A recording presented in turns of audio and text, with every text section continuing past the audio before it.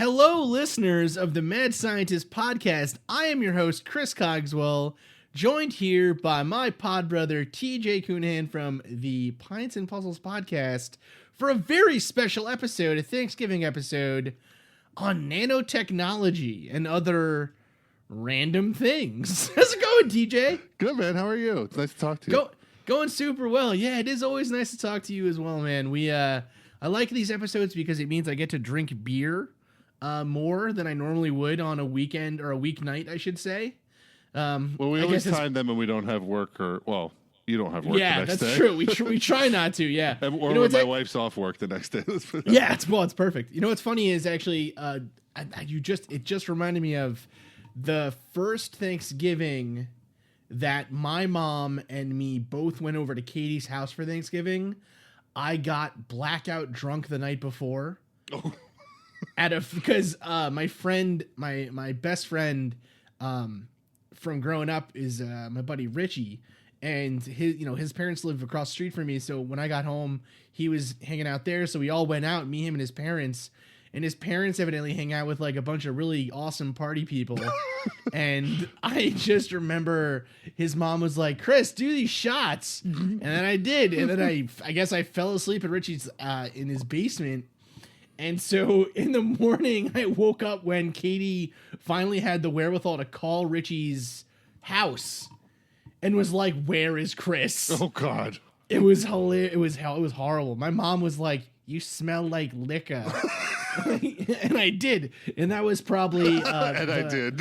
I think that was the last time I actually really went hard out going to drink, because the next morning I felt terrible. Well, I learned the hard way that there's a fine line between relaxed on a podcast drinking and slurring, because that's the first thing that goes for me, unfortunately, which is really great when you're a podcaster that does beer reviews.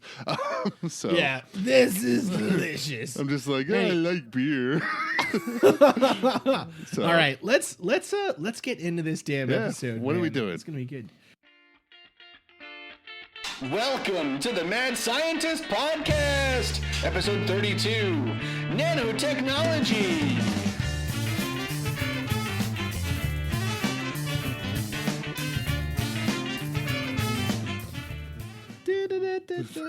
So, all right. So this episode, I thought we would start off. So we're kind of doing something interesting, listeners, here. We're going to do, because usually when we record these mashups, we try to get kind of, I guess, like joint exposure or something where we both release it on our feeds. This time we're doing something a little different. We're going to do the intro to each episode. It's going to be different. So like the first, say, hour of this episode will be different than the episode that's going to show up on TJ's feed. And then, so basically we are releasing two different episodes. So check out both. Go check out Pints and Puzzles feed. Yeah. So yeah, too many episodes with the same ending, you know? Yeah, I think it's a cool idea. I mean, give people a taste of both shows, kind of. Well, the wonderful thing is that we both have a lot of listeners that love both our shows now, right? So yeah, we totally do, and which is awesome. Which is really cool. Yeah, that's one thing quick before we get too deep into this science crap. Just got to give a huge shout out to everyone who's listened to the show and supported it so far. TJ yourself, I got to give a shout out to you. You gave me my first mic. You do that sounds too amazing. Much.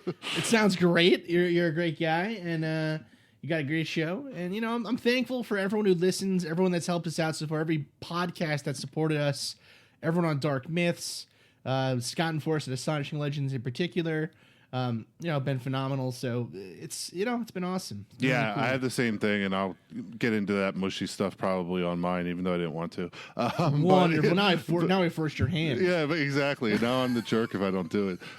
But yeah, so I have all that same stuff as far as the unsolved mysteries or weird shit category, depending on how you want to categorize it. But then also my true crime people too, as well.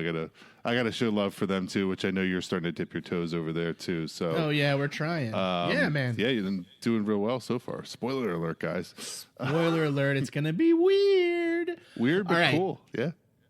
Yeah, it's gonna be good. Okay, sorry, I'm cutting TJ off here. Let's get into this episode. So nanotechnology is So the reason I wanted to have TJ on here for this episode, besides the fact that I just kind of enjoy talking to him, is that I think it'd be really good, just like when we did with Marie when we talked about thermodynamics. I think it'd be really cool. I think it's gonna be really instructive to have someone who doesn't know about this stuff ask me questions about it, right? As I'm telling the story of this science, because first off, otherwise the science can get too boring. I love science, but not everyone loves science, so it can be a little bit droning. And then at the same time, there are questions that TJ is going to think to ask that I would never think to answer, without his kind of urging, I suppose. Kind of the everyman perspective on the science, Yeah, exactly. You know what I mean? And it's not boring, but you get excited about the science, which we all love. That's why we listen to the show. But yeah, I mean, I would say there's occasions where probably people get a little lost here and there, Oh, absolutely. But that's okay, totally. because you're you're the fucking PhD in science, so in this stuff. So we expect it from you. Well, that's phenomenal. All right. That said, I will say you're also one of the best teachers I've ever had on any of this stuff compared to any of my high school science classes. So well, we try. We try over here, TJ. So. Nanotechnology, I kind of want to give a general primer first on the whole field, and just kind of go over the history of it. So nanotechnology, first off, what does nano in nanotechnology mean? Nano corresponds to a length scale. So, you can have things that are like a centimeter, a decimeter, a millimeter. Well, a nanometer is one of those types of lengths. And so you can think, if the analogy I always like to use that I had heard a while ago, and I hope it's accurate. I believe it is based on my own experience, but in general, we can say that if your height was on a nanometer scale, then atoms would appear to be things like baseballs and basketballs. Okay. So we're talking really small length scales here, and the original idea behind nanotech was really first proposed seriously by Richard Feynman in the late 50s, early 60s. He wrote a book. And in the book, he supposed that, wouldn't it be cool if we could control chemistry and physics at the atomic scale? So as opposed to doing things where we mix a whole bunch of random stuff together and hope that we get out of that mixing what we want, wouldn't it be awesome if we could literally put two atoms together like Lego bricks? Okay. Right? So if you wanted to build a salt crystal, you would just put sodium and chlorine together and get a single molecule of salt. Makes sense. Right? That was kind of the idea. Now, it's been 70 years or so since that first idea was proposed, and we're a little bit closer, but ultimately we're still, aside from some really specific instances, we're still at the level where we're finding interesting ways to get nanoscale changes at some way that we can do that at the macro scale, right?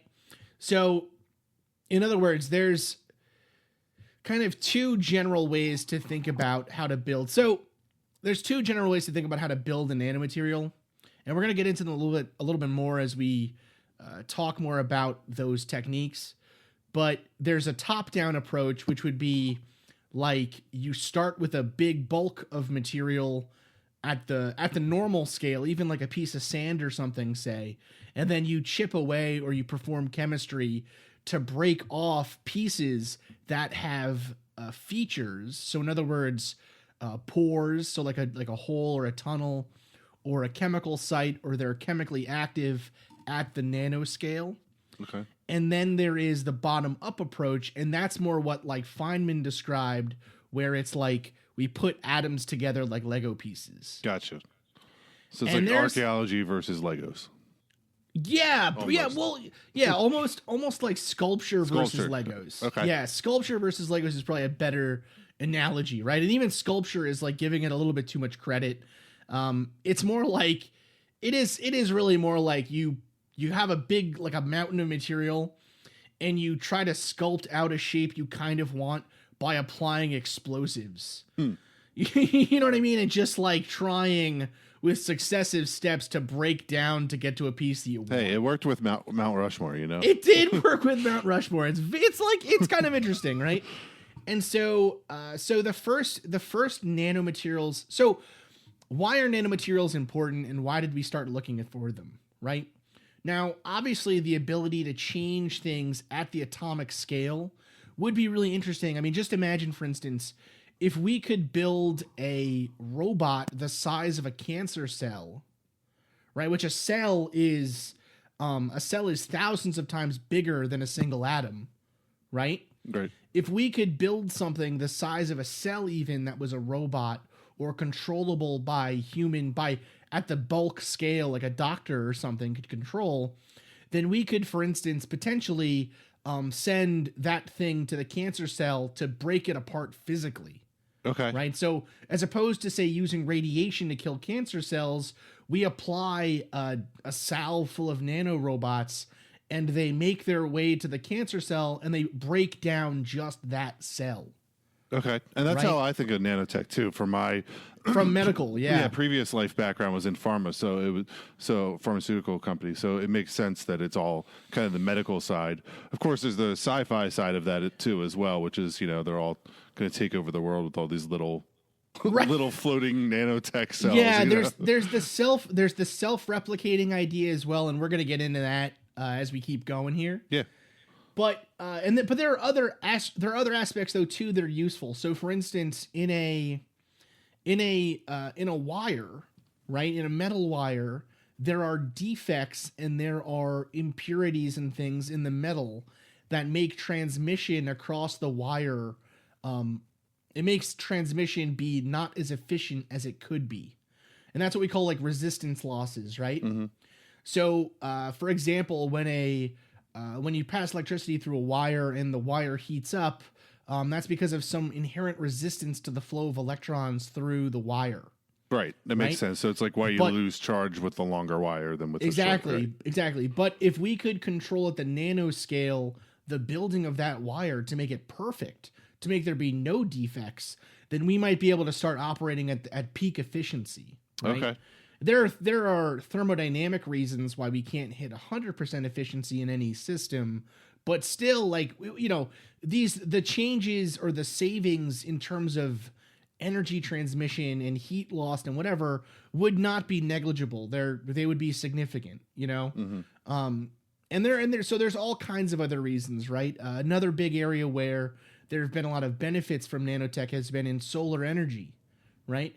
Making a solar panel that can take in photons and convert them to electrons is, again, requires very perfect, very carefully controlled materials.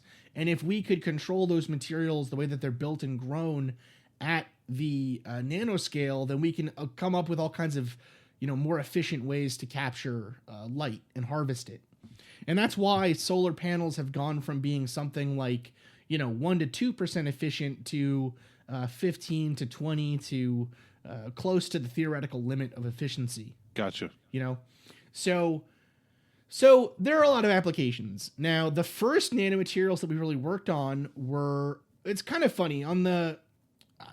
Having worked in the field, I know that some of this on the Wikipedia page isn't necessarily true. You don't say. Because there are materials that we consider nanomaterials today that would not have been considered that in the past. Gotcha. So one material that has properties and aspects at the nanoscale that now we can use for different applications are clays. Right? So I'm talking like the pottery clay that you're thinking of right now. Okay. The reason that clay or even makeup, whatever, any kind of clay, spreadable solid like that, the reason why clays can be spread that way is because they're composed of 1 to 2 nanometer wide layers of silicon oxide and aluminum oxide with water in between them. Oh, cool. So we found that we can pull apart those individual layers and use them to build things. Right? So there's some researchers, that's kind of what I did for my PhD, in fact, or one part of it anyways. But so there are researchers trying to like break apart those individual layers of clay to use it for solar panels or to use it for heat shielding on spaceships, because there's all kinds of interesting properties you get to at the nanoscale for things like heat transmission or energy transmission. Just with the silica in the clay or whatever. It's literally because of the size of the material. Okay. So heat, like when heat transfers through a hot surface, like a hot solid, what's actually happening is heat is vibrating the molecules in the solid.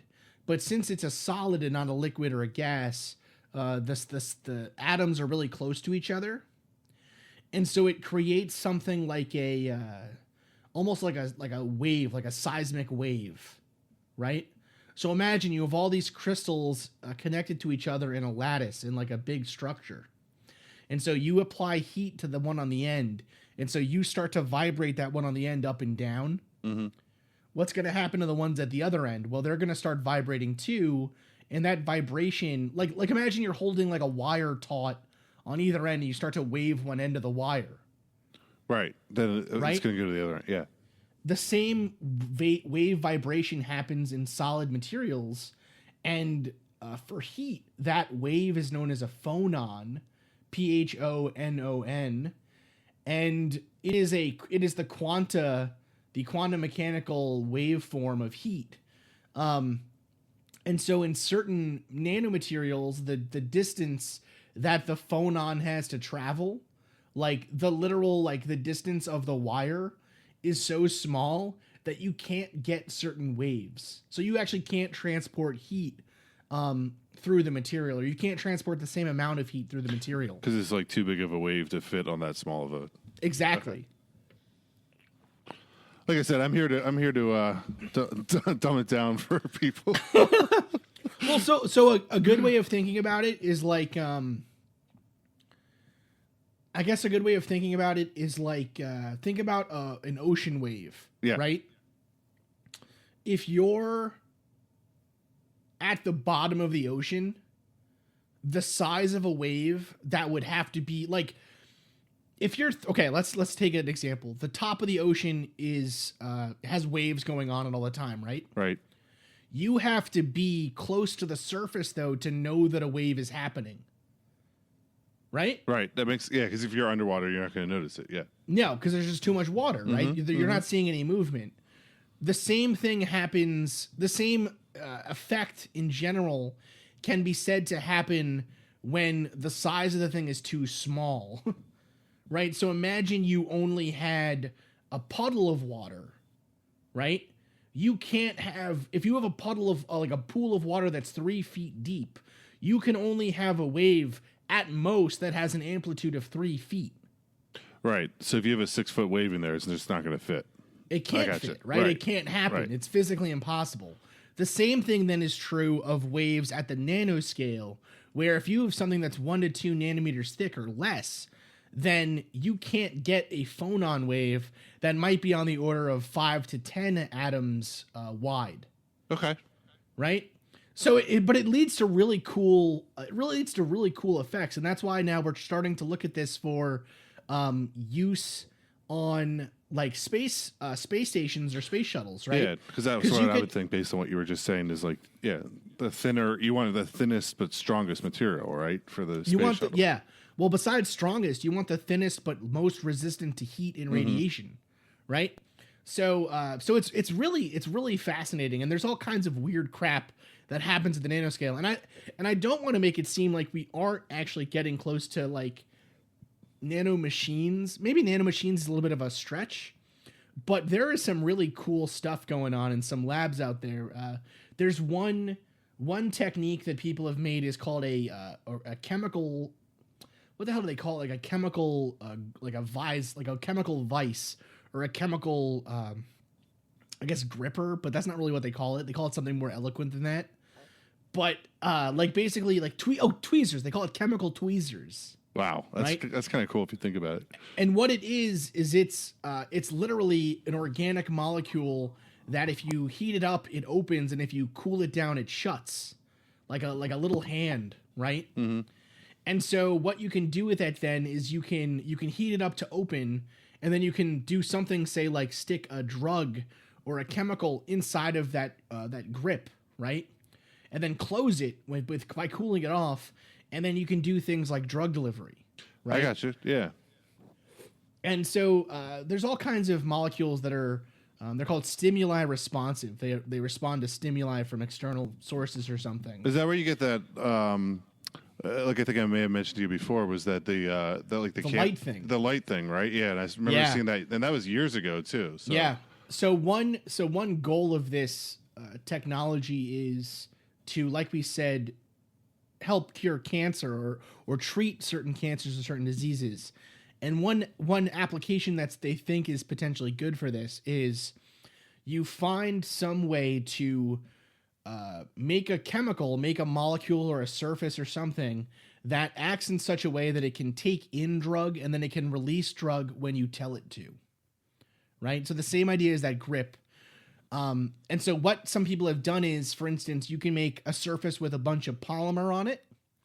And the polymer is such that if it's in its normal state, the polymer kind of like squeezes really close to itself. Mm-hmm. So it kind of closes up. But if you shine a certain wavelength of light on it, it relaxes and it straightens out. Oh, then it releases the drug. Okay. Exactly. That makes sense. Now the problem with that, though, is that light can't transport that deep through the body. Right? Like light, like you don't shine a flashlight through your skin and it goes to your bones. And this was like 5-10 years ago that I remember reading about it. And that was like the original idea. And so there are some things you can do, like you can use radio waves or radiation even or whatever. But some of the most interesting ones that I've seen are the use of magnetic fields. Oh, cool. So you make a magnetic nanoparticle, and so that is what is known as a nanoparticle. So basically what that is that's literally you make a metal oxide form really small shapes, like small balls basically, right? Big, really small spheres. And then you can coat the sphere in polymer or chemical or whatever that again has that like capture and release method by shining light or heating it up or applying a magnetic field or whatever. Gotcha. And the benefit of using a magnetic particle for that, besides the fact that a lot of magnetic, like iron, is at least kind of non-toxic to the body, although, in certain forms at least, the too much of it's bad, but yeah. Yeah. The good point about using then those magnetic nanoparticles is, for instance, you can collect them again, or you can tell them where to go in the body by applying a magnetic field to direct them. So this is reminding me of that little game that you had as a kid with the face and the little iron particles, and you had the magnetic pen, and you would just 100%. Move them around in there. So it almost reminds me of the same thing. I thought you were going to say Magneto in the first X-Men movie when that security guard is taking a poop or whatever, and Mystique comes in and like kisses him and then shoots him full of iron. And so then when he goes to Magneto, he's like, "Oh, you have iron in your blood." And then he like rips the iron out of the guy's body. That's kind of cool though. That's a little bit more graphic version than what I was thinking. Fuck yeah! But it totally could happen, right? Like This is what happens when I drink beer, TJ. I like it. I get gruesome and weird. Guys, we have to tell Chris to drink beer more often. No! Especially on Mad Scientist podcast. This is great. Oh, hilarious. So anyways, save it for Pints and Puzzles. So we have a couple of technologies that can kind of get close to that idea of... Yeah, so you brought up some cool examples on the medical side, and you mentioned a little bit of the stuff for the space side, but what were you specifically working on, like when you were doing your PhD? I know you were working on basically like a big nanoscale air filter for the whole world, basically. Yeah, that was my goal before I started this awesome freaking podcast, yo. Now my goal is to become Bill Nye. Yeah. I know it's hard. It's a big lab coat to fill. How about Mr. Wizard? All right, Mr. Wizard, that's fine. So you're probably too young. I am. You always bring up Mr. Wizard. I've never seen it. I surely should check it out though. I'm only 37. I'm not that old yet. Okay, so my PhD work, like you said, was on the capture and conversion of carbon dioxide to sellable products. And it kind of started from an idea when I was in undergrad, where if you look at the history of technology and the way that it's changed, the only time that technology has really changed for the better, or for the better, what I mean is for the betterment of mankind, is when there is a way to make money off of it. True, unfortunately. And so it's kind of like tricking a corporation or a government or something to do something that ultimately may not be in its best interest, but will be better for everyone else by showing it a way that it is in its best interest.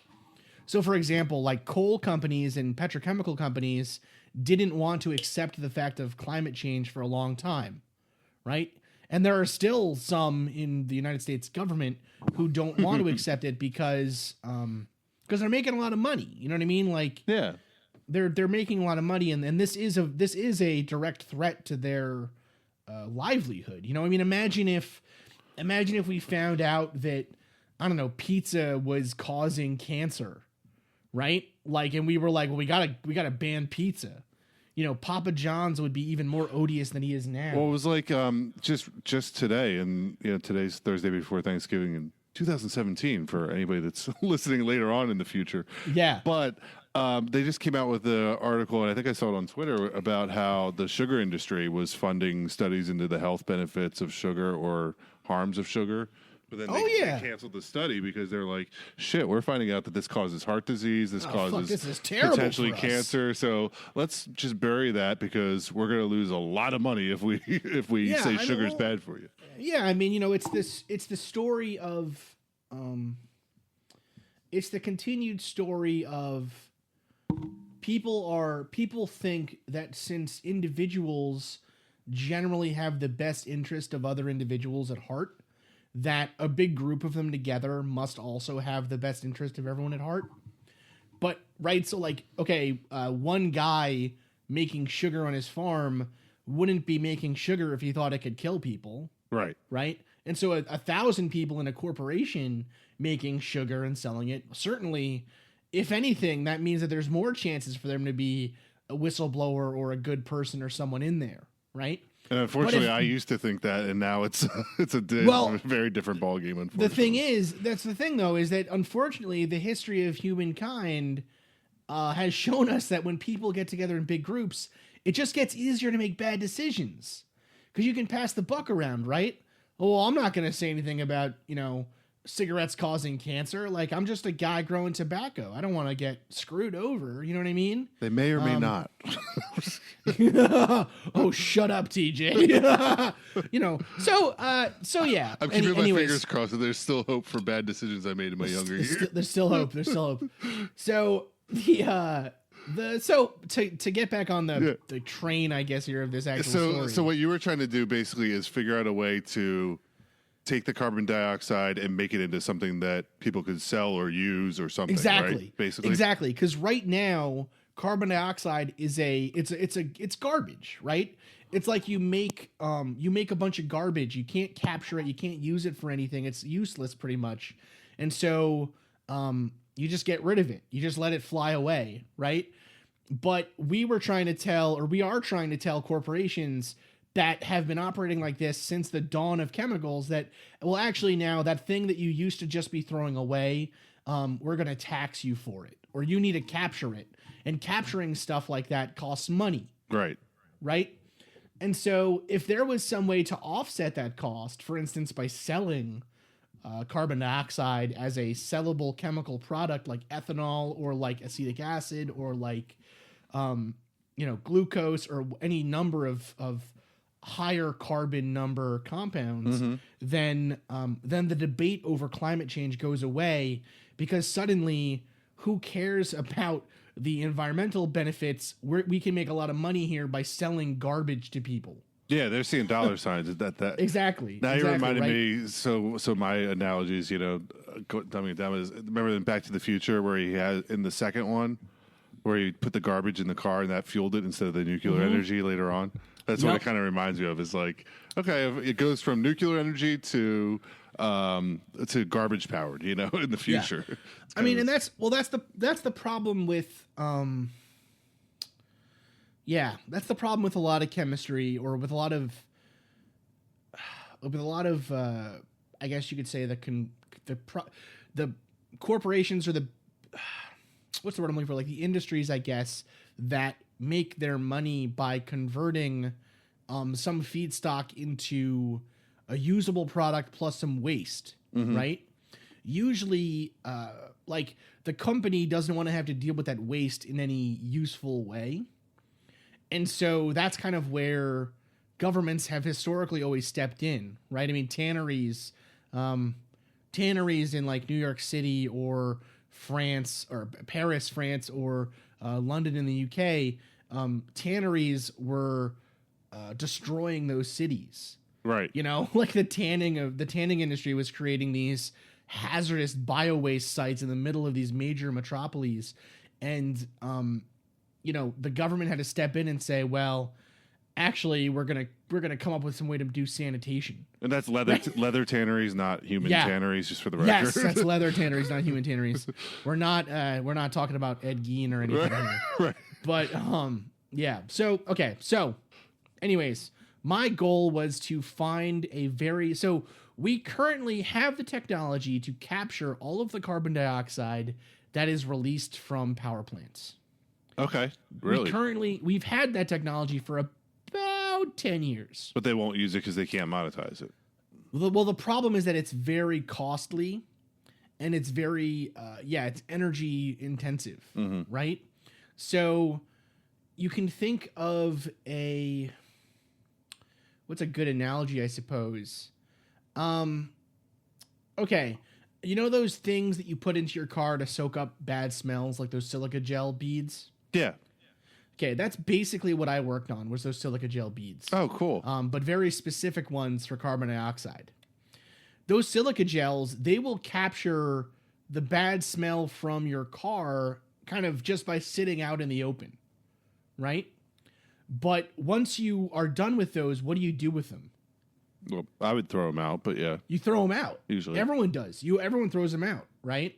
Or you leave them under your car and forget about them. Well, yeah, or you just leave them there, right, until they come back. That's not good if the stuff that you're making is extremely expensive, right? So nanomaterials are super expensive, because you have to do all kinds of chemistry to make them, right? So like the materials I worked on, some of the metals I had to use to make my materials were in the $100 per gram range. Well, you're not even adding in like the research and development side. No, I'm not even talking about after you make them. This is just buying the raw feedstock from somewhere. Yeah. Once you make them, they're hitting hundreds of dollars a gram. So expensive, really expensive. Right. So the challenge then is to create some way to capture stuff from the air that can be reused, right? And so the way to reuse it would be to first you capture the carbon dioxide, and you do that quickly so that you don't have to like stop production of energy every hour to remove this pot of stuff or whatever, right? Right. You want to be able for it to be a continuous process, and then you want to be able to clean off the surface somehow so that you can capture CO2 again. So I guess a good analogy again would be like an air filter in your apartment or your house, right? Every year you should be cleaning those air filters. And when you do it, yeah. Did you remember to clean yours? I remembered mine. Yeah. So and so what you do is you pull it out and you clean the filter off by just like wiping a paper towel on it or whatever. And then you stick it back in, or you buy a new one or whatever, right? The same exact thing has to happen for big filters on industrial plants. Okay. We have to find some way to clean them. And so what we were working on was using different types of chemicals on materials with very high surface areas to capture carbon dioxide gas in a way that it would happen immediately from air. So just like with those silica beads in your car. Mm-hmm. So they didn't have to do anything. They didn't have to apply heat or anything. They would just let the air from the plant, the gas, it's called flue gas, the gas that comes out of the chimney flue, right? Mm-hmm. You would just let that pass through a membrane or a filter with our solid in it, and it would capture it. And it would let everything else pass through, but capture the CO2.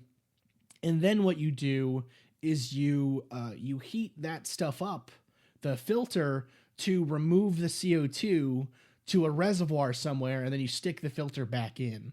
And so you can recycle it over and over So it's like again. self-cleaning. That's kind of cool. Yeah, exactly. That's really and cool. And the thing is that there's all kinds of interesting ways to do it. You don't have to use a solid material like I was proposing. One really cool proposal that I've seen is actually, I think it was from the University of Hawaii.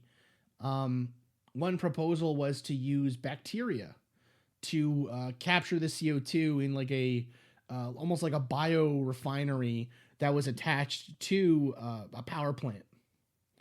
Right, because bacteria uses CO2 that's what it takes in CO2 to survive. Right. So it's quite interesting. So what did I work on specifically to make that happen? Well, just like with any kind of filter or sponge or whatever, you need a lot of surface area to capture stuff, right? Because you need some surface for that chemical to stick on, right?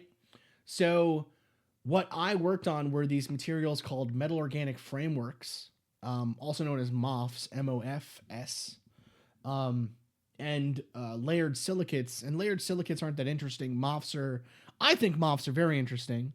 Tell me about what MOFs are like they're like Kinex. Okay. Yeah. Right? They're just like Kinex. So imagine with a Kinex set, you have the centerpieces, which are those like circles. Mm-hmm. Right? You have like a white circle, a yellow circle, a red one, whatever. And then you have the rods, those long pieces that connect the centers together. Right? In my research, those centerpieces, kind of like not the struts, I guess, like the nodes, those nodes would be metal compounds like magnesium or cobalt or selenium or whatever. And the rods would be some organic species that has ends that react with the metal. Okay. That makes sense. And so what we would do is you would put a whole bunch of the metal centers and a whole bunch of the rods together in a reactor. And based on the geometry, like the number of bonds and the direction of the bonds that the metal center could actually have, and the type of ligand, the type of rod piece that you put in, you can try to get different geometries of resulting crystal. Does that make sense? Yeah. So based on, how hot you do it or cold or what chemicals you apply to it, then that'll change the structure just a little bit, right? Absolutely. Basically. And also like if you like imagine if you put in a metal that could only have 2 bonds on it, then what kind of shape could you make? Right. Probably a line, I would think. A rod. You could only make a rod. Straight. Yeah. Absolutely. What if you did one with 3 connections? Some kind of spoke, I would think. Right? Suddenly you can make a pyramid. Right. Suddenly you can make a pyramid. Okay. How about 4? Now you can make a cube and pyramids and all kinds. Right. So sorry, I was thinking 2D. Yeah. No, it's okay. It's okay. So depending on the metal that you choose and the number of points of contact it could make with the organic compound, you can get all kinds of different things. And what's really cool is you can actually change that organic compound to have different applications or different properties, right? So if you pick a rod that changes shape upon heating or cooling, suddenly you can make a drug delivery item, right? Suddenly you might be able to make something that can be responsive to heat. And so maybe you can put it in the body and have it flow down to a tumor, and then you heat it up and it releases drug. And do they always act the same way? like if you have cobalt, will it always act the same way if you do the same application to it, or does that vary too? It's kind of a crapshoot because the thing is that this is all determined by what's known as chemical, or I guess thermodynamic equilibrium. So in other words,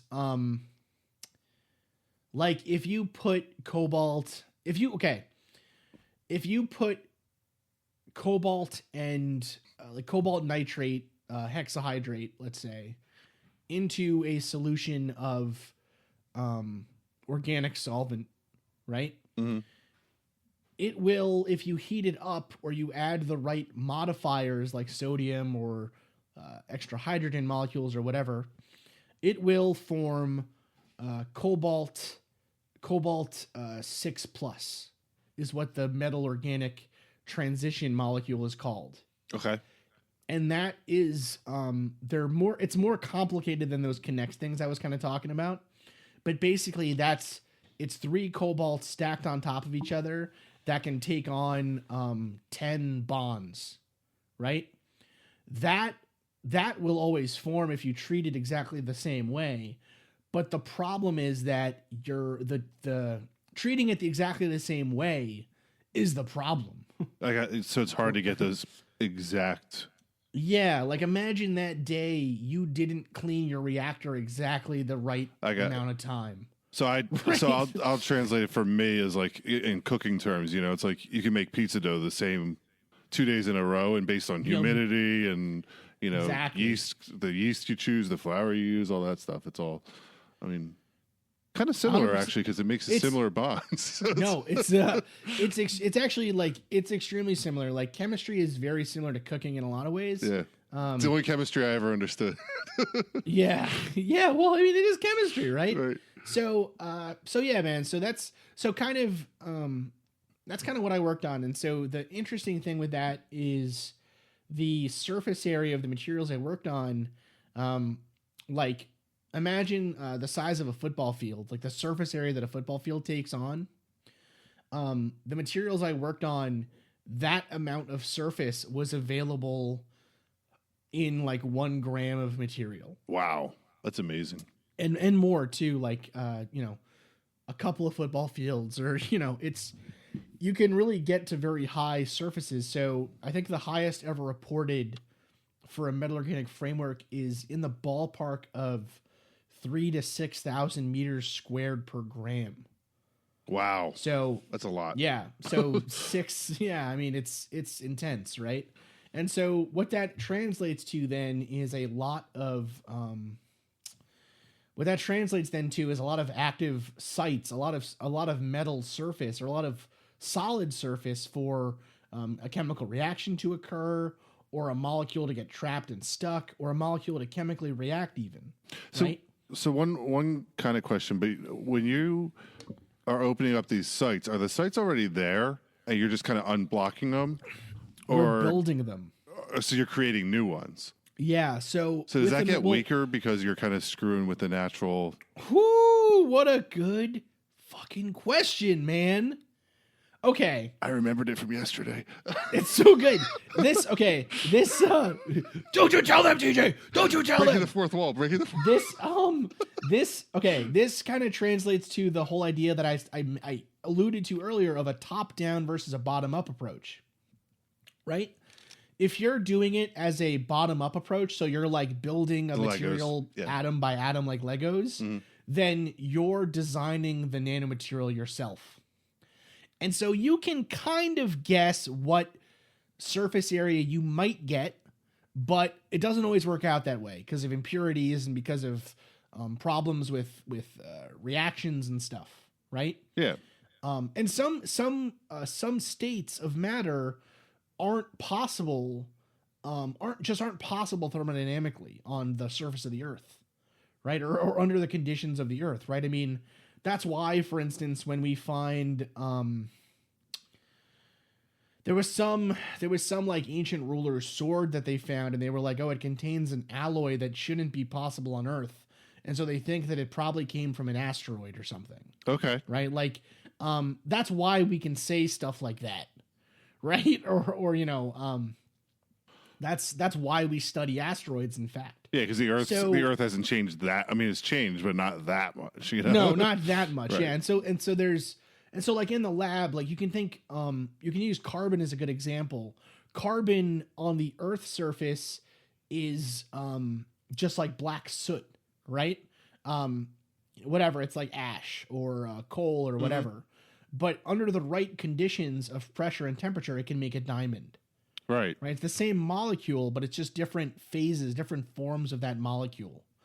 Or not molecule per se. It's the same atom, but it's different arrangements that atom can take. Right. That makes sense. And so the same thing is true for almost every atom or every molecule. Right. So for instance, copper oxide has all kinds of different forms that it can take, different crystal structures. And what that literally means is the way that the copper and oxygen are arranged next to each other can change. And those can have different properties, right? So some of them might be magnetic. Some of them might be brittle. Some of them might be very strong. Some might be very shiny. It all depends on the crystal structure. But it's very hard to predict those properties just from like, okay, if I put these next to each other in this way, I'll have this type of property. That makes sense. Like our chemistry, our knowledge of atoms and crystals isn't that good yet. So it's very hard to predict. Which is so funny that you say that, considering how much we know, you know? Like, right. Well, like that's the thing. It's amazing to me. We do know quite a bit, but I want to come back to that idea actually. Yeah. And talk about what makes it so hard to work at the nanoscale. Okay. But so let's get back to the bottom up approach versus top down. Okay. Do you want to scrap that part, or do you want to just? No, that's perfect. That's totally good. Yeah, no. You want to just chop it up? We're keeping it in. We're keeping it all in. Do it live. We're doing it live. So bottom up would be like I said, you're building like Lego. Right. Top down again is that whole idea of like exploding Mount Rushmore and hoping for what you get. When you do something in a top down approach, you can get defects and problems like what you were saying. Which makes sense. So for example, with metal, one really good natural example of capturing carbon dioxide is limestone, calcium carbonate. And what happens naturally is calcium oxide takes in CO2 just from natural absorption and becomes converted from calcium oxide to calcium carbonate. And then that calcium carbonate then is used. It's just all over the damn place. You know what I mean? Mm-hmm. And so limestone would be a really good, so a lot of researchers, when we first started thinking of ways to capture CO2, were like, well, nature uses calcium oxide. Let's use that as well, right? And so people tried to make calcium oxide in the lab, and then even if they synthesized it from a bottom-up approach, they would make it. But what they found was if you capture carbon dioxide on that surface, and then you reheat the calcium oxide to remove the CO2, so you're capturing carbon dioxide, and then it's becoming calcium carbonate. You're then heating the calcium carbonate to go back to calcium oxide. Does that make sense? Yeah, I think I'm following it. Okay. So let's just start again, slow. You got calcium oxide. I'm not originally. that slow, right? No. I'm not saying kidding. For you, bro. You got calcium oxide originally, right? And you add CO2 to it, and it becomes calcium carbonate. Okay, that makes sense. You can then heat up the calcium carbonate to release the CO2 and get back calcium oxide. Okay, totally makes sense. Okay, the surface area of the calcium oxide goes down a lot after reheating. After you add it and then subtract it again. Yeah. Okay. So in the first case, you might be able to capture, let's say for every atom of calcium, you capture one atom of carbon dioxide. Right? Or one molecule of carbon dioxide, sorry. Yeah. The second time around, you might only be able to capture, for every two atoms of calcium, you capture one molecule of carbon dioxide. So you're getting 50% less. And as you keep going, it'll get worse and worse and worse. Do they think that surface area comes off when the carbon dioxide is being removed from it? What's actually literally happening, as far as we can tell, and this was actually a project that I worked on quite a bit in my lab. The farthest, or actually my lab mate Zalong was working on this for a long time. As far as we can tell, what actually happens is the surface, it almost melts. And so the surface is, the number of active calcium oxide sites for capture to happen goes down. And so you can think like it goes from being kind of like a sponge at the beginning with a lot of open space for carbon dioxide to sit in. And then you reheat it, and that sponge slowly becomes just a solid cube. Okay. So it kind of is melting the holes exactly. together. So the whole thing gets sealed, and so then you can no longer capture anything on it. Wow. Yeah, and it's a huge problem because calcium oxide is the most efficient. If we could use calcium oxide, we would not be talking about even the problem. So just to give a little bit of perspective here for listeners, the cutoff industrially for what is considered economically viable for capturing carbon dioxide is that for every gram of material that you use to capture, you should be able to suck up 1.5 millimoles of carbon dioxide. Okay. So the units don't really matter, but the industry cutoff is 1.5 millimoles per gram. That's considered like the gold standard. If you can get above that, you're doing really good, right? Right. Calcium oxide naturally, on the first time you capture, has an efficiency of 14 millimoles per gram. Wow. The second time, it's around 2. The third time, it's around 0.1. And then wow, the really fourth drops time, down. It drops down a lot. Even from 1 to 2, it sounds like. Yeah, and I mean, those numbers are kind of hand wavy, but it's that precipitous, right? So you can't just put a big block of limestone on top of these chimneys. No, No. It's like, it's like after the first time, it's garbage. It stops being useful, and so it's a big problem, man. I mean, it's a lot more fascinating than I think people give credit to. It's a lot harder of a nut to crack than we like to think about. But really, there are some really fascinating techniques that are being used to try to fix even calcium oxide. There's some really interesting things that are being used to try to fix it. So if you add different metals or different things to the surface, you can actually stop that. You can stop that effect that occurs where the surface area goes down.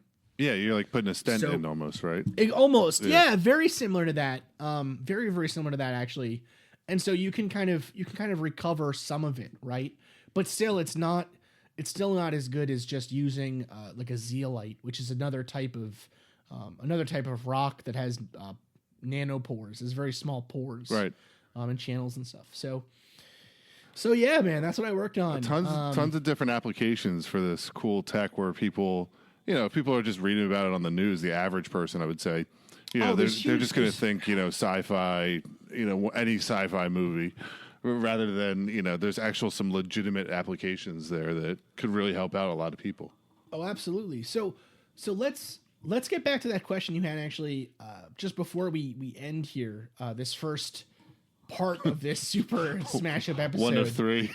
One of 3 Super Smash Up portions. The problem with working at the nanoscale with like that top down is easy at this point. We have all kinds of interesting ways to do that. To blow stuff up. And actually yesterday the story that made me stop recording because I just my body was like, get this lung out of your skin. I just had to cough a billion times, I guess. Which was frustrating. When I got off, I stopped coughing immediately. That's because you're inhaling too much of the nanotech, so that at work, so that it's all the little powdered things. You have a bunch of little robots in you. Well, okay, actually, that's actually a really interesting point. What's really scary with working with nanomaterials is we don't there's all this talk about using them for like biological applications and stuff, right? Mhm. The timeline to get a technology from the lab to actually like out in hospitals being applied, even for it to be applied really in special circumstances, is like 15 years, give or take. Yeah, that makes Right? that makes sense. It takes a, and it does. It makes perfect sense. I mean, I'm Like, it thinking takes from just a long drug time. perspective, right? How long those Yeah. take to go from research to, people don't realize how long that actually takes either. No, it takes a long time. But the same material that's being given all this scrutiny for use in hospitals and stuff, it might become deployed in industrial facilities and stuff, or even in like home goods in 5 years. Oh, wow. So there's a huge disparity in like if it's being specifically used for a drug or for pharmaceutical applications or things, or like topical use, whatever, then it gets a lot of scrutiny. But if it's just something that you might come in contact with, but we don't really know what it's going to do to you, there's like not that much. Like there is scrutiny, of course, but it's not nearly as much. Right? Yeah, that makes sense. And so one really scary aspect of working with these materials is you don't really know what danger they pose to you or to anyone, right? It's a pretty okay bet to think that if you mix a non-toxic metal like magnesium together with a non-toxic organic compound like citric acid, that the crystal you're going to make, which actually that crystal doesn't form, I don't think, but whatever. If it did, patent pending. It's called Mad Scientist 1 now. I've officially declared it. It's in the research literature. Oh, I can't You wait till go the day I back hear on that it. on Twitter. On Twitter newsfeed, Mad Scientist 1 has just been invented. Mad Scientist 1 super cancer causing crystal. Like Cancer curing. Cancer curing. oh yeah, we hope so. Even though you might think that those two things together are safe, you really don't know, right? Yeah. Like you don't know. It always goes back to just the basic of like you're messing with the natural kind of way things are designed, which I know everybody does anyway, right? But but I think it is an important point though that it's kind of you have to not to get as philosophical as the way you put it, I would say, but like these things have never there were crystals that I made that had never existed in nature before. You know what I mean? Like we made stuff that, at least as far as we know, on the surface of the earth, never formed. right. And if some of that got on my lab notebook and like, thank God I never had a spill or anything horrible happen. But like if some of that stuff got out into the air or whatever, and I breathed it in and it's suddenly giving me super cancer, I won't know. You know what I mean? And the flip side is it could be giving you superpowers and you don't know. Yeah. I don't mean, know. so you really don't. There's both sides of the coin, but Yeah. I get what the bigger picture is that this technology is great, but to your point, like remember with the how they were trying to switch to the mercury light bulbs for a while, and then they found out people were dropping them and breaking them. Yeah. Then all the mercury was getting out, and people were getting potentially could get sick from it. I mean, look at right after we discovered radium, right? We're using it in nail polish and shit. Yeah. Right? Like it's ridiculous. We were using asbestos. We thought asbestos was totally safe. I guess it still works for insulation purposes, right, or whatever. It's still like one of the best insulations we have. It'll just You know what I mean? kill you if you're going to sand it. But even think about mesothelioma and asbestos. That's horrible. That isn't a chemical effect. That's a physical effect. That is these tiny fibers getting into your lung and scarring your lungs. Right. That's how like pokes holes in it or something, right? Yeah. We're talking about making things that are even smaller than asbestos fibers. That's insane. You know what I mean? Yeah. What'll happen if we inhale those by accident? And we won't even know we're inhaling them. Yeah. No, it won't hurt or anything, right? So anyways, it's a really scary. It can't, not to tell people that you should be afraid of nanotechnology or anything, but if this show has taught you anything, I would hope it's taught you that sometimes we need to before we ask if we can, we need to ask, should we? Yeah. And then the other know. side that I just thought of is like, is there potential to use this in a negative way? Oh, Like yeah, bioterrorism type of stuff. You know what I mean? Of course there is. I mean, so, of course, right? We can get into that later, but if you want to. But, right. Yeah, I mean, it's because I worked in the field there. I'm not going to shy away from this, I think. Yeah.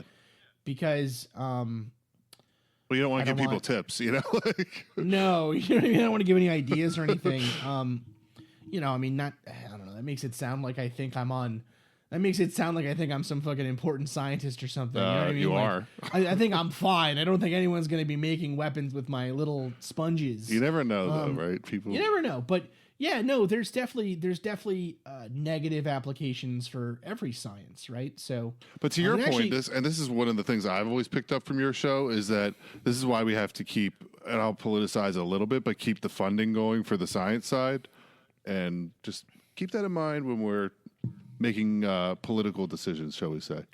Well, also that's a pretty safe way of putting it, right? Right? Yeah, that sounds fine.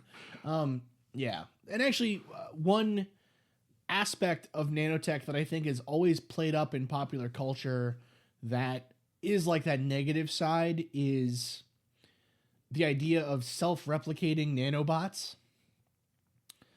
I'm not even sure where the idea of self-replication came from originally, but the basic idea is to design a robot that is like the size of a cell, and so can, just by the way it's designed, take in enough energy to actually self-propel itself, and has the ability to find atoms in nature that it needs to break apart and build other copies of itself.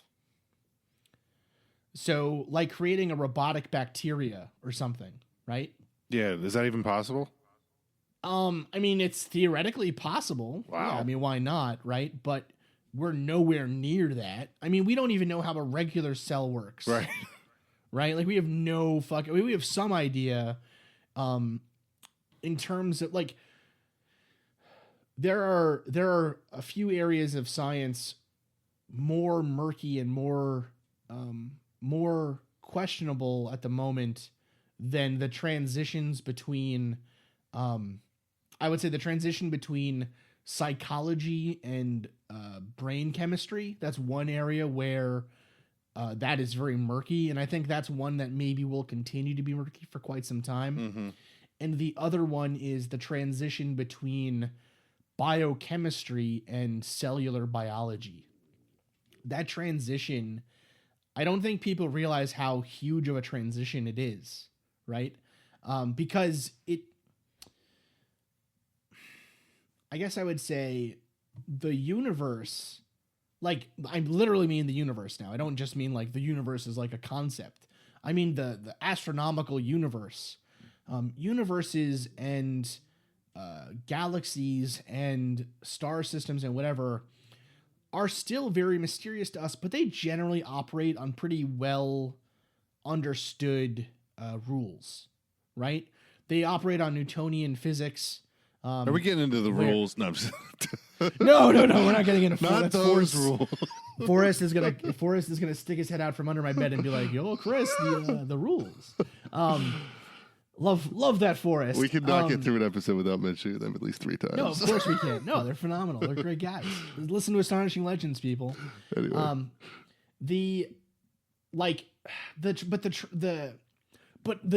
Looking at big stuff and figuring out what's going on at a really big scale is a lot easier than looking at small stuff. And I think both hurt my head in different ways. And it's funny that you brought that up, because when you were talking about, these nanoparticles having a surface area of multiple football fields, that's one perspective. And then I'm thinking of, how Scott Kelly from the ISS was saying how little Earth looked, right? So it's like the whole complete opposite perspective, and both are equally mind-blowing. Oh, dude, there's a really phenomenal website that's like, I forget what it's called now. If a listener finds it, post it on the Facebook page or send it to me on Twitter or something. But it's basically like, it's a website that has like a slider where you can go from like all the way to like the biggest thing we know, all the way to the smallest thing. I've seen that version on like the universal scale where you have the Earth and then it shows the Earth compared to the sun, then the sun compared to the next bigger star, you know. Okay, yeah. And then it keeps going up and up and up that way. This one does something similar, but it keeps going all the way down to like, okay, an atom, okay, an electron, okay, a cool. quark, okay, you know what I mean? It's like it goes the other way too. Yeah. Yeah, it's fascinating because I mean, I think. So what is it now? Like each of us is like a meter, is like a, let's say 2 meters tall, approximately. Mm-hmm. Right? I mean, that's tall. 2 meters is tall, but you know, let's say approximately 2 meters tall. That's what, like 6 feet, give or take. Yeah, that's like 3 point. It's like 6.5 somewhere around there, right? The Earth's diameter is 12,000 kilometers, right? So that means it's that means that if we took like I'm trying to think of a good way to explain this. If we're each 2 meters tall, then approximately 1,000, the Earth is approximately 10,000, no, like 5,000 times as big as we are. Okay. Right? That makes the diameter sense. is like 5,000 times. That would be a difference between 1 and 5 times 10 to the 4th power. Okay. Okay. A nanomaterial is 1 times 10 to the minus 9th power. Oh, so it goes the other way even more. Yeah. Wow. You know, significantly That's crazy. more. Yeah. And it's like, think about how many of those nanoparticles make up like your fingernail. You know what I mean? Or like something little, you know? There are billions. I think there's a quote that says something like there are more atoms in a grain of sand than there are stars in the known universe. Wow. Okay, that's job security for you, right? So yeah, that is, you know, so we're actually pretty big. You know, on the scale of things, we're actually pretty big. So the other thing quickly before we end here that I wanted to say is that question of how do we actually, like, what can we actually see? How do we know any of this shit's really there? yeah, good question. Right. For a long time, we didn't know that electrons actually existed. Like we knew, we knew to the point where we had a lot of evidence that they existed, and we had a lot of experiments that proved that something that was approximately massless and had a negative, an opposite charge, at least compared to a proton, existed in the atom, right? Mm. But we had never seen an electron. I mean, just like we had never really seen an atom until like the 90s. Wow. You know, we had never really seen one before. And even now, I think maybe the 80s, I want to say like the early 80s was the first time that we had a microscope that was possible of actually being able to look at stuff at the atomic level, right? Of like, and even then we're just getting it's not like we're not getting an image of something at the atomic level. We're getting a representation of the atomic level based on, it's called, what is it called? Like atomic force microscopy or something, where it's basically like, you're measuring the force that the atom exerts on a surface.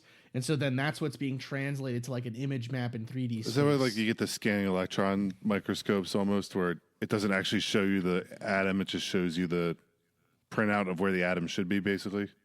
Well, so this is it's similar. A scanning electron microscope, which is capable of seeing at the level of cells and things, that we're talking about is like 10,000 times to 100,000 times magnification.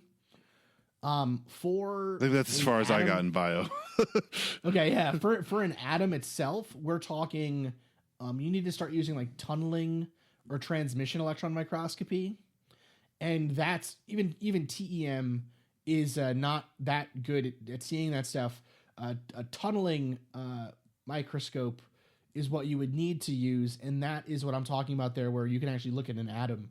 But again, that's like. But you're talking for nanotech even smaller than that, right? So do you have just No, a no, super no, no, high no, tech? no, no. Yeah. No. For nanotech, we're talking SEM and TEM. Okay. We're talking Okay. that level. So that's the thing. Like we're getting a lot. So SEM listeners, scanning electron microscope, TEM, tunneling electron microscope. What both of those use is, instead of using photons or light to look at a surface, they use electrons. So basically you shoot an electron at a surface, and then you have a collector that measures the electron as it bounces back. And based on the way those electrons bounce back, you can make an image. And I can put some pictures of SEM photos and stuff that I've taken, or TEM ones, up on the website even. I mean, they're not great to look at. They basically just look like big things of rock, but they're cool. They're kind of cool. Yeah. So the issue is that it's. So can you actually see these particles, or do you just see the reactions? No. So that's the thing. You can't see the.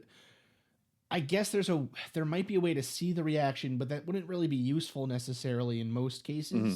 And also, these reactions happen at very high temperatures and pressures, so you would need to be able to look inside of a reaction vessel without letting all the pressure and temperature out. Right. Or burning what you're using to measure to with. Look, yeah, which would be very difficult. What some people do is they will let the reaction only go to a certain point and then stop it and then look at time frames. So we actually did that where we could see our crystals grow kind of generally, right? So like, okay, if you let them in there for an hour, you just see like a bunch of particles. If you let it in there for a day, you start to see some crystal form. If you let it in there for a week, you see big agglomerates of junk. Yeah, that makes sense. So you can extrapolate that over a month, it's going to be X big. It'll based be on this how big, size, and it won't be any good for use, or it will be, or whatever. But yeah, man, it's like we're getting better at it, but it's still a challenge, and it's still really expensive. Those machines, a TEM takes up a whole room. You know, I mean, I remember, late 90s when I was in high school, those things were like huge and super expensive. So I can't even imagine what they are now, Yeah. Well, that's the thing. Like, what's cool is as computers get better, our ability to look and actually measure at that scale is getting better and better as well. But we're at this point, we're closer to what Feynman wanted of this idea where we could build things atom by atom. And actually there was a lab at Northeastern where I was at, the lab of Kate Zemer, Dr. Kate Zemer, who her work was what's known as ultra high vacuum, laser deposition. And literally what she was doing was shooting individual atoms at a surface to build a crystal from the ground up. Oh, cool. So like a 3D printer almost, but almost like a 3D printer with, so cool. With atoms. Yeah. It was amazing. And so she was using it for all kinds of cool applications. Like, for instance, I think the one that really kind of sold me on wanting to work with her initially. So when you start a PhD program, you have to pick some advisors you might want to work for. And so her work was some of the work that had brought me actually to Northeastern initially. And so, what one of the things that she was working on was like something that people want to start making are surfaces that if you push on them with your feet, you can actually generate current, and so you can like have a city powered by sidewalks. Oh, cool! And it's just from the potential energy and the force of you pushing on this crystal that you cause it to deform, and it creates a magnetic charge or a magnetic field that then creates a charge that then can be collected somehow. That's really neat. So that gets back to kind of full circle to what you were saying originally, is that if you can, monetize some of this technology to just monetize everyday things that are happening anyway, like walking, or like you were saying for your studies, the carbon dioxide's going out either way. You might as well figure out a way to clean it up, but also maybe monetize, use it for something good. 100%, man. Yeah. So that's kind of where nanotech is right now. I would say you are probably going to see I would expect to start seeing Nobel Prizes for people. You've already started to see them. The people that discovered graphene, I think, already have one. The people that developed the tunneling microscopes, they won a Nobel Prize for that work. I wouldn't be surprised if you don't see the name of Yagi. Yagi is Dr. Yagi is a scientist who pretty much wrote the book on metal organic frameworks. They're extremely important. They're becoming extremely interesting to research. And I would say he would be up there in my mind with some of the most important scientists of this century, for sure, as it's starting out here. So there's a lot of big things happening that I think are going to be really fascinating. I'm really looking forward to being an old man, not only because I'll get to be like a total jackass, but also because I'm really excited to see where this technology goes. Yeah, it'll be really neat, like to see like what our kids end up having. Yeah. Yeah, man, it's gonna be weird. But it's people like you that are paving the way for that. So hopefully we'll get some good stuff. And don't sell yourself short. You might have that Nobel Prize sooner or later. My small piece of there's no way. But my small piece. I don't know how much money those people get, by the way. Can I just say as an aside? I think they get $1 million. I know. I didn't realize you get that much for a Nobel Prize. Yeah. Well, I mean, that's not even like where you're making most of your damn money anyways. They don't care. Like, but I think it's fun. I never knew you even got paid. I thought it was just like a prestigious award. I didn't know. No. You get $1 million. There are still math problems out there that if you can solve them, you win $1 million or more. Wow. There's all kinds of ones out there. It's kind of funny. I had the guy that taught me, the guy that tried to teach me pre-calculus, but I was garbage at it in undergrad. Really? That's kind of ironic. I was really bad at, I'm really bad at calculus. I am very good, I would say, at differential equations. So for those of you that know what those things are, that means something. For those of you that don't, it's kind of like being really bad at like shapes, but being really good at trigonometry. Like that actually makes sense because the only math I could do was geometry. So really, see, so yeah, and like none of the other math. That's why I went into communications. So I was like, which major has the least amount of math? Honestly, I think when we're teaching math, we focus too much on algebra and not enough on, because math at the highest levels, math is just like pattern recognition. Right. And applying patterns to interesting things. Like there's algebra in there. And so is chemistry too, right? I mean. Oh, absolutely. Yeah. Yeah. All of nature follows set patterns kind of, right? So, but now we're getting to the rules again. Here we go. Now we're getting to the rules. Now Forrest is really going to come. It's probably a good time to wrap it up then, right? Well, dear listeners, that is the end of this episode of the Mad Scientist podcast. I have been your host, Chris Cogswell, here with TJ Coonahan from Pints and Puzzles. Thanks for having me. Thank you for coming on, man. It's always so much fun when I'm like knee deep into writing an episode and I'm like, man, this would be so much easier. With the science ones, it's hard to tell a story of like just straight science. And like with the weird things, it's a little bit easier, but with this stuff, it's challenging. So I'm happy you came on. Well, thanks for having me. For sure. It's kind of fun to be able to actually ask you the questions live rather than looking like a crazy nut job with my earphones in talking to myself. So right. Well, thank you again for coming on, listeners. Thank you so much for listening, for supporting the show.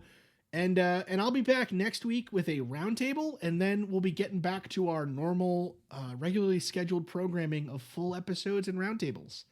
Thank you so much for listening.